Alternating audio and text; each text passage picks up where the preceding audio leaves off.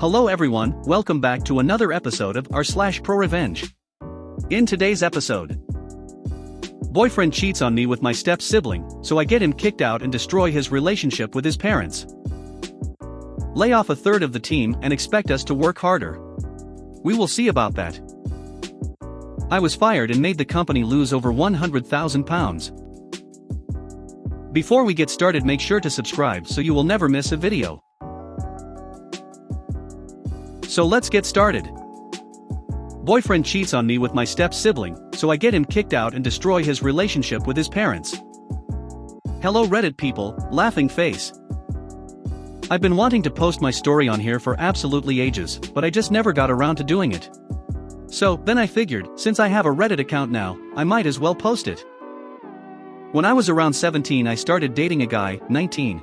I'll call him Jake for the sake of this post. Also age of consent where I live is 16, so nothing illegal happening here. We got on well, spent a lot of time together and cared for each other a lot. We even started talking about living together once we both moved out. We were a perfectly happy couple.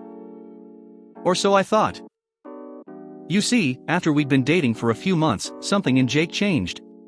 He was getting a lot more distant. Whenever he was with me he'd be checking his phone constantly. We stopped spending as much time together, and he started to get really funny about public affection, regarding things like hand-holding and stuff. He also seemed to start caring less and less about my feelings. I used to have a bit of a thing for humiliation in the bedroom, nothing too far, and we'd spoken about what Jake should and shouldn't say, but he started to get more and more degrading. He'd tell me how no one would ever love me, and would pick on my insecurities. I actually broke down crying a few times when this happened. To give him a bit of credit, the first few times he did stop everything he was doing and apologize/cuddle with me until I felt better, but eventually that stopped too, and he just began rolling his eyes and telling me to grow up.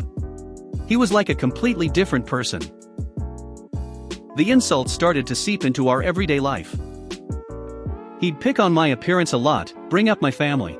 I was dealing with a lot of family issues at the time, bring up the fact that I slept around before we started dating, a sort of rebellion caused by the family issues, etc. If got upset by it he'd just leave the room and let me cry by myself. I started to feel like it was my fault our relationship was falling apart, maybe I just wasn't good enough for him. I knew deep down that he was cheating on me, and that was confirmed when I got a message from a guy, David, on Facebook telling me that he'd been sleeping with Jake. He apologized profusely and told me that he broke things off with Jake as soon as he found out he had a boyfriend. I couldn't be mad at David, it wasn't his fault. We spoke for hours and I reassured David that it wasn't his fault, and that he'd done nothing wrong. David also helped me to stop making excuses for Jake's attitude and the way he'd been acting. He was a godsend. The thing that truly broke me happened not too long after the cheating was discovered. We'd been arguing a hell of a lot more.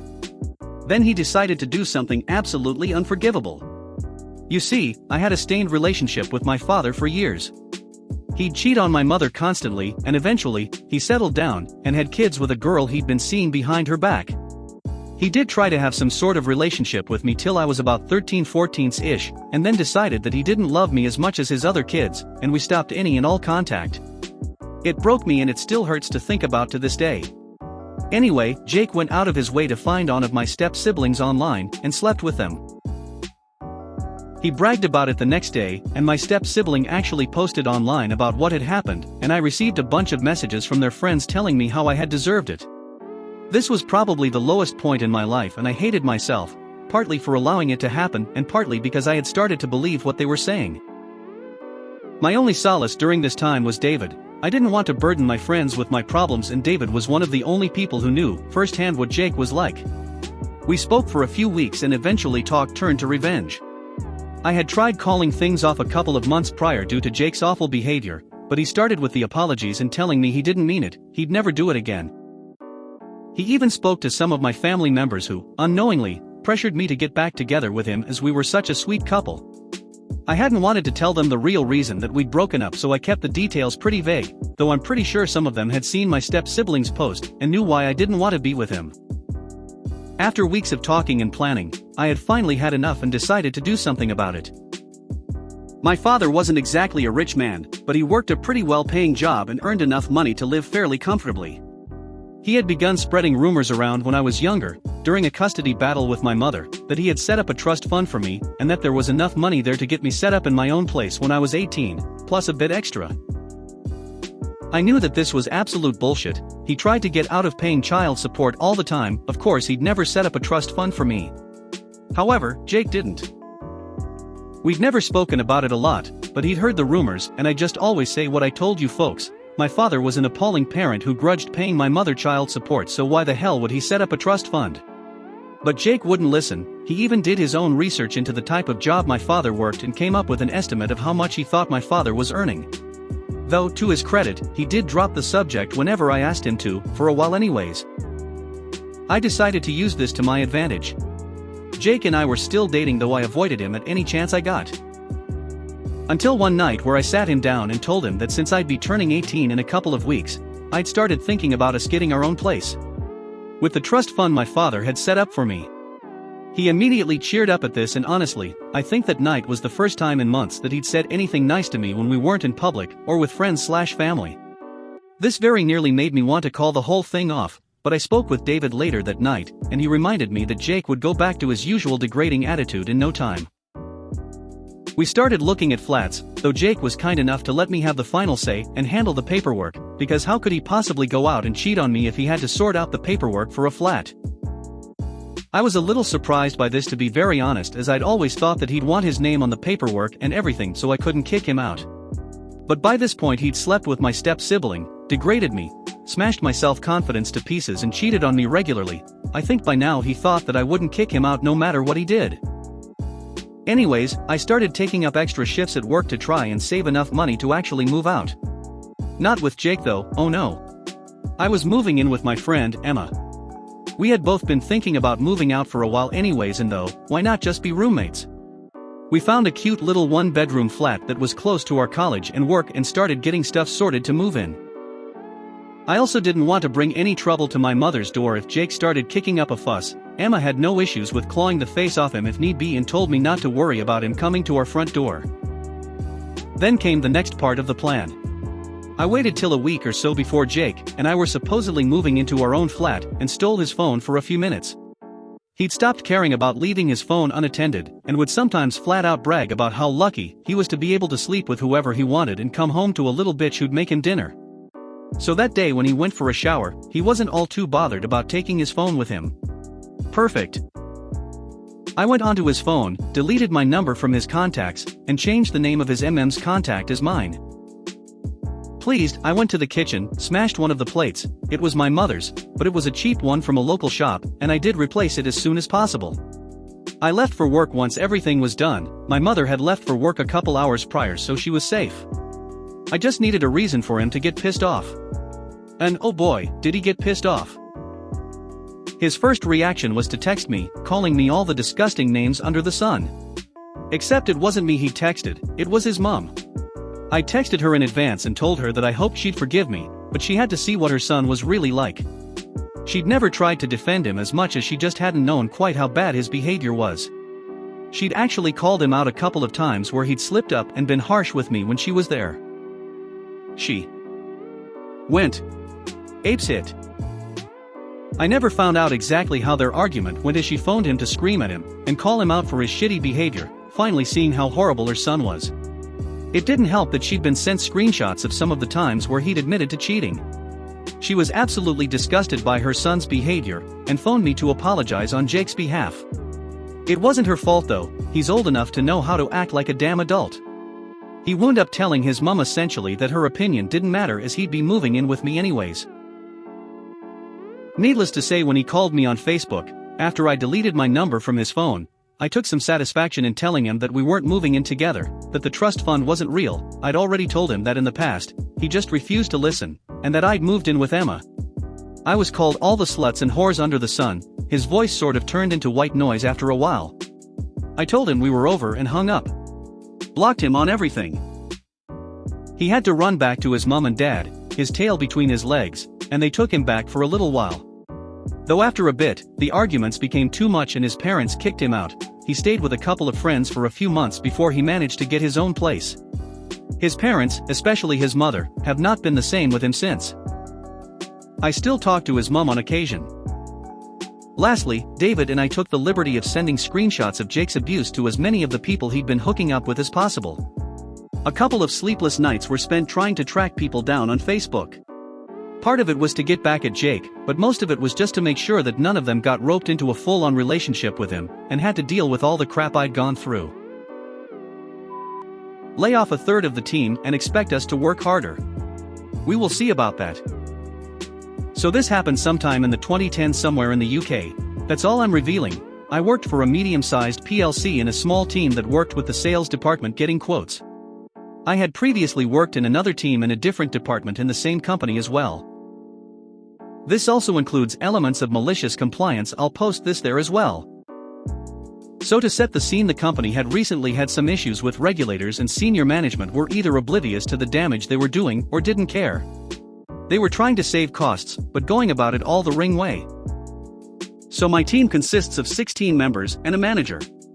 We were fairly busy and often helped out on other teams as well, and they would in turn help us. This is important for later.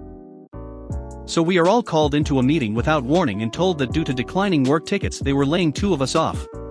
They did say 2 people were safe, the manager and his sidekick. They made us reapply for our jobs, including doing a test, following the letter of the law on redundancy, which had nothing to do with our roles. It also became apparent during the process that the company flat out lied, or at the very minimum manipulated the data used to come up with their conclusion of falling ticket numbers. They dropped by 13 from year 1 to year 3, bear in mind it was a total of several thousand tickets a year. In the end the company carried on and 2 team members were removed and made redundant, one of whom took a golden handshake, the other sued the company for various things, not really worthy of mention here, and won. After the dust settled it also became apparent manager secured his sidekick's position, despite him being the worst member of the team in terms of work done and work quality. So in the weeks after, the entire team were too busy to help other teams who then stopped helping us, so a huge backlog of tickets also built up. We also got threatened with disciplinary proceedings if our backlog didn't come down, but was also refused any overtime. During the process we had also been admonished for skipping steps in getting quotes, steps that often took a significant amount of time, and served no purpose, so me and 2 others remaining, not including sidekick, who had his nose so far up manager's rear ended and came out of his mouth, decided to do everything by the book, down to every last bullet point. This made the backlog of work even worse, but they couldn't say anything. One week we had another meeting with HR, the sales director, and our manager to discuss the issues. We all calmly said we are sorry, but we have to follow the guidelines and rules laid down, and this is as fast as we can work. We were also asked to start helping out the other teams again, as we should be team players. Again we said we are sorry, but we can't. Our workload is too high, and it's also not in our contracts that we have to do other teams' work. This went on for several months and management still refused to believe we were overworked. When it was time for holidays we realized they hadn't changed the amount of people allowed off from 3. So we all booked holidays. They both went abroad, and I decided to visit family the other end of the UK. Of course, when manager realized, a week before, he went nuts and another meeting with HR was called. We all calmly said sorry, but we checked the rules for our team, and 3 people out of 4, manager could do what he likes, can be off at any one time. And again stood our ground and all went on leave for 2 weeks each. This caused even more chaos at work, as you can imagine. The sales director after this hatched a plan to get the Indian teams, we had offices in India and other offshore places, to be trained up by us, and to help us. However, they demanded we fly out to spend weeks there training them. Again we all refused, as it's not in our contracts to be trainers, or to have to work abroad. They ignored the fact I didn't have a passport at this point. So poor old manager and his sidekick traveled out and trained them for weeks. Eventually both stayed for over 2 months and failed to train them. We would send low-effort tickets to them, and they would screw it up, and we simply said sorry, to fix this we need to do it again. So after 6 months they gave that idea up entirely. After around a year or so of this, I'm being deliberately vague on timing, so please don't ask about it, we all decided to all seek other employment, having found we all could not trust the company or manager anymore. And we all found roles elsewhere within a week of each other, so all handed our 4-week notices, again to the letter of our employment contracts, and were due to all leave on the same day. Now the female member of the team, who was a very learned person, and she revealed in all our contracts any documentation we create is ours, and we can do with it how we wish when we leave. So we hatch a plan. In the final week we are there, we move all our digital stuff to one location, including all my manuals and cheat sheets for my previous team. They both did the same with their previous positions within the company. On our final day we bring in our own external drives, and with IT's help download and removed all documentation and deleted the copies on the company systems. We all said our goodbyes and at the end of the day quite happily told our manager what we had done. He exploded and demanded it back, and we calmly tell him not according to the letter of our contracts. This, waving the drives at him, is ours and we choose to remove it with us. We were later told by friends who remained that the sales director had a fit because now no one was doing quotes for him. Gladly we all have had great new places and keep in touch. I was fired and made the company lose over £100,000. So I used to work at a family-run builders merchants and was a trade sales advisor. I was fired for bringing up health and safety concerns in an email sent to a manager and for the fact I was apparently unhappy in my role. I did nothing wrong but they still sacked me. Now when I worked there I had clients that I had built good relationships with and even become friends with some of them. They would get me beers and whiskey at Christmas, or have BBQs and so on outside of work.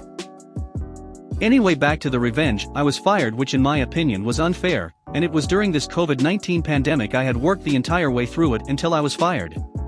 So I wanted revenge. I contacted multiple clients/friends and most of them say okay, we won't use that company if they treat the staff the way they did to me. One client easily spends over £100,000 a year easily in the top 3 customers they had. He used them because I would get him the best prices, etc., etc. As soon as I'm fired I call him and let him know what happened, and he straight away promises not to use them again. So big middle finger to the owners of that S. I hope you learn to treat your employees better or go under. If you made it to the end of the video, thanks for watching. Don't forget to like, subscribe and share, and we will see you in the next video.